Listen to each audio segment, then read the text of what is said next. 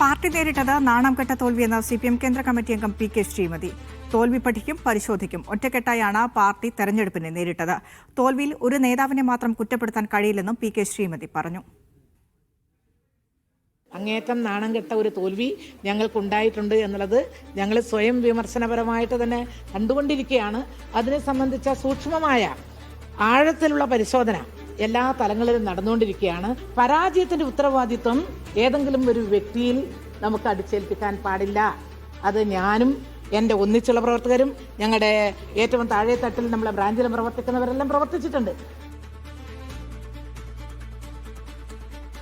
Rasheed bin Muhammad ഡൽഹിയിൽ നിന്ന് വിശദാംശങ്ങളുമായി ചേരുന്നുണ്ട്. റഷീദ്, സംസ്ഥാന കമ്മിറ്റിയിൽ ഈ തെരഞ്ഞെടുപ്പ് തോൽവി ചർച്ച ചെയ്ത എല്ലാ ജില്ലാ കമ്മിറ്റികളിലും ഏറ്റവും കൂടുതൽ വിമർശനം ഉയർന്നിട്ടുള്ളത് MV ഗോവിന്ദനെതിരെയും പിണറായി വിജയനെതിരെയുമാണ്. PK ശ്രീമതി എന്ത് അഭിപ്രായമാണ് പറയുന്നത്? അത്തരത്തിൽ ഒരൊറ്റ നേതാവിലേക്ക് മാത്രം കേന്ദ്രീകരിച്ച കുറ്റപ്പെടുത്തൽ പാടില്ല. ഒറ്റക്കെട്ടായ തീരുമാനമായിരുന്നു, ഒറ്റക്കെട്ടായ പ്രവർത്തനമായിരുന്നു. അപ്പോൾ തോൽവി വന്നാലും ഒറ്റക്കെട്ടായി തന്നെ ഉത്തരവാദിത്തം ഏറ്റെടുക്കണമെന്നാണോ പറഞ്ഞു വെക്കുന്നത്? മറ്റെന്തൊക്കെ കാര്യങ്ങൾ പറഞ്ഞു?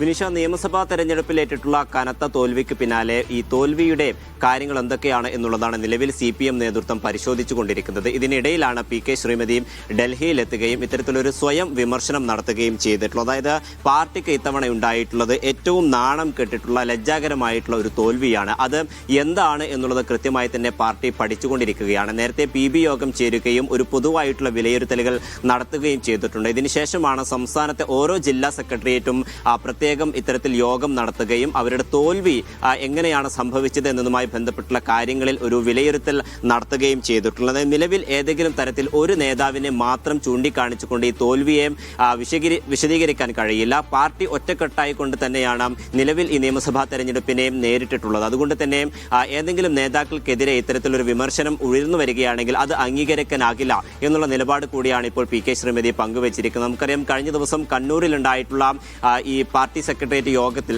കണ്ണൂർ ജില്ലാ സെക്രട്ടേറിയറ്റ് യോഗത്തിൽ MV ഗോവിന്ദനെതിരെയും പിണറായി വിജയനെതിരെയും ഒക്കെ തന്നെയും വലിയ വിമർശനങ്ങൾ ഉയർന്നു വന്നിട്ടുണ്ട് എന്നുള്ള റിപ്പോർട്ടുകളാണ് പുറത്തു വരുന്നത്. അവയൊക്കെ തന്നെയും ഏതെങ്കിലും നേതാക്കളുടെ പേരിലേക്ക് ഇത്തരത്തിൽ തോൽവി അടിച്ചേൽപ്പിക്കാൻ സാധിക്കില്ല. പാർട്ടി ഒറ്റക്കെട്ടായിക്കൊണ്ട് തന്നെയാണ് നിലവിൽ ഈ തെരഞ്ഞെടുപ്പിനെ നേരിട്ടുള്ളത്. അതുകൊണ്ട് തന്നെ അത്തരം കാര്യങ്ങൾ അംഗീകരിക്കാനാകില്ല. അതേസമയം പാർട്ടിക്ക് ഇത്തവണ ഉണ്ടായിട്ടുള്ളത്, അല്ലെങ്കിൽ LDFന് ഇത്തവണ ഉണ്ടായിട്ടുള്ളത് ഏറ്റവും നാണം കെട്ട ഒരു തോൽവിയാണ് എന്നുള്ള വിമർശനങ്ങൾ കൂടിയാണ് ഇപ്പോൾ PK ശ്രീമതിയുടെ വലിയ തോൽവിയാണ്, നാണംകെട്ട തോൽവിയാണ്. പഠിക്കും, പരിശോധിക്കുമെന്ന് പറഞ്ഞു വെക്കുകയാണ് CPM കേന്ദ്ര കമ്മിറ്റി അംഗം PK ശ്രീമതി.